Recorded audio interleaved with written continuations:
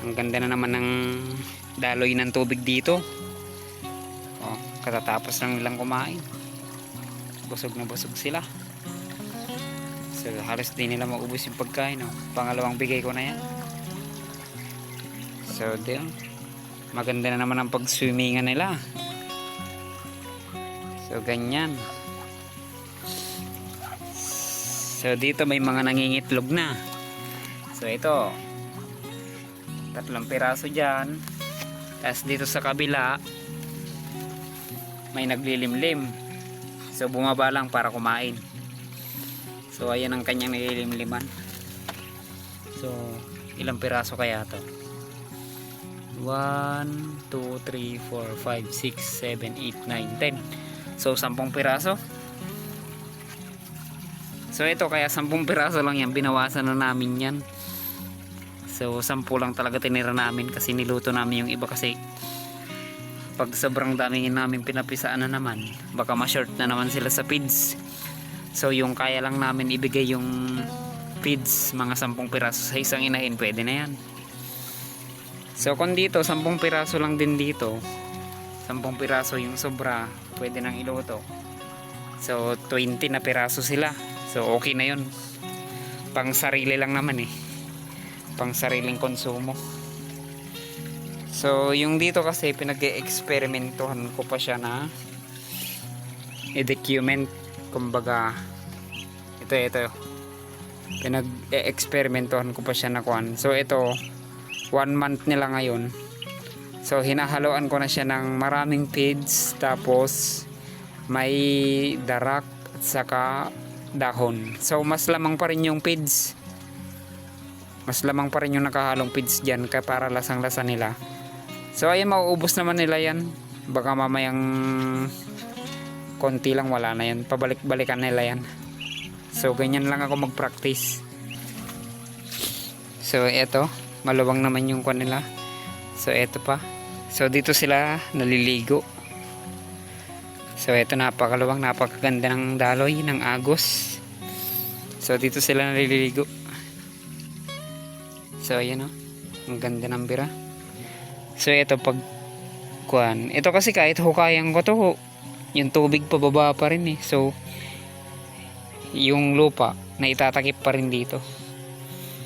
So okay na yan, ganyan na yan. So balak ko dito lagyan sila ng panibagong bahay. So ito kasi pasira na eh. So ang kagandahan lang kasi dito, itong bubong na yan, hindi yan nakapako. Inipit-ipit lang yan ng mga kawayan. So ito kasi luma na. So pag bumigay na yan, dito ko na ililipat yan sa kabila. Dito. So dyan ko na yan kuan. So walang kadamo-damo dito. Ito yun, hindi naman nila kinakain yan eh. Sobrang pangit siguro sa panglasa nila yung damo na yan. So dati ito kasi ang daming damo katulad nito sa kabila. So ito pwede pang i-extend. Pag nagkaroon ako ng budget, i-extend ko yan para may damo sila. So doon sila, pagkakain sila ng damo, tapos pagkakain sila, dito sila kakain ng mga pagkain nila na hinahaluan natin ng mga gulay-gulay.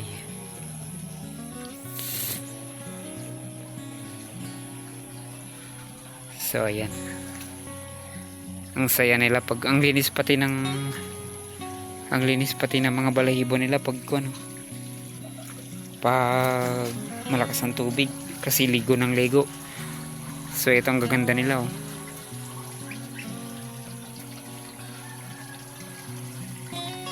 So ganyan lang yung mga buhay ng alaga nating Muscovy duck. Ang sarap ng karne nito pag naikaldereta. Mga ka-TSD, ganito ka-relax sila pag tapos na silang kumain. So yun o, ang laki ng butchi ng isa o. Halos di nyo na mabuhat yung katawan nyo. Ang laki nung nandun sa may harapan nyo. Busog na busog. So ito nga pala yung iniwan kong 2 barako. So ito yung kanilang papa. So yun yung papa nila at saka yung isang itik na yun. So mixed breed na kasi ito eh. So ang tawag sa amin dito sa Ilocano, Patotek. pato sa kaitik. So dito sa Bicol hindi ko lang alam kung anong tawag nila dito. So sa Ilocano kasi patotik eh.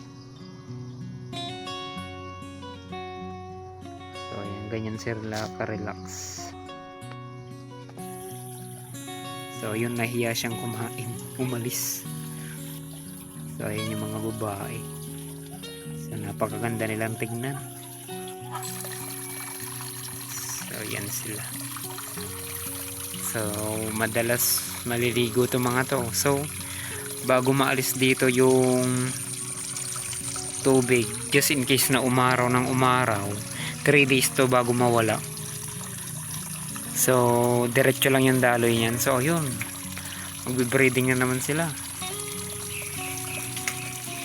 Ay, nagselos yung pinaka barako, naudlot. Inaway.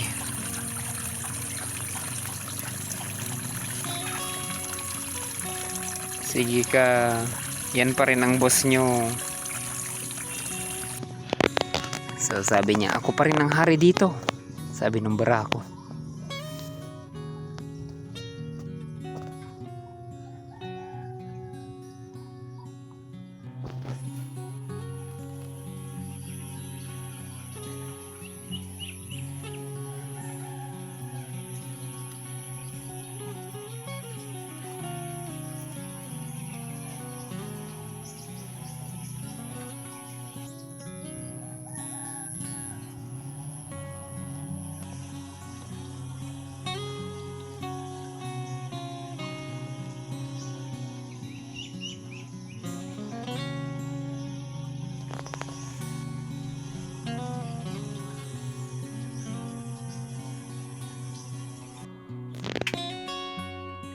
At eto nga pala yung ulam natin ngayon.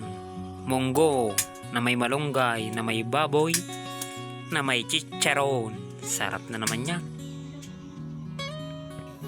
Say, napakasarap na munggo.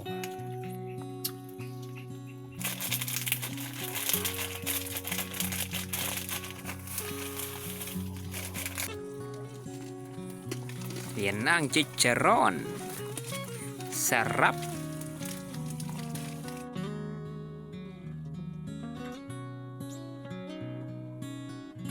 At eto na, kain na tayo.